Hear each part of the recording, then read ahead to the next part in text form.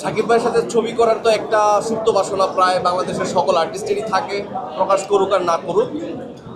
কিন্তু এই প্রস্তাবটা যখন আবু হায়াত মাহমুদের কাছ থেকে আসলো এবং ক্যারেক্টার যখন কিনা আমাকে ডিসক্রাইব করা হলো, ক্যারেক্টার লাইন আপ এবং লুক সব কিছু মিলে এত কনভিন্সিং ব্যাপারটা ছিল আমার কাছে, আমি আর না করতে পারি নাই। আমার কাছে মনে হয়েছে okay, let's have a journey together.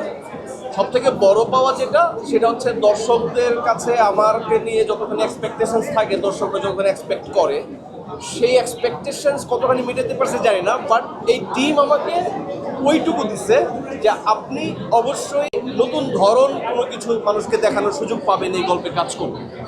তো আবু হায়াত মাহমুদ, প্রডিউসার, আমার কোয়ার্টিস্ট যারা আছেন, তারা সবাই মিলে আমরা দীর্ঘ সময় নিয়ে কাজটা করেছি। মানুষ কীরকম বলছে না বলছে সেটা তো এখন আপনারা দর্শকরা সবাই মিলে দেখবেন।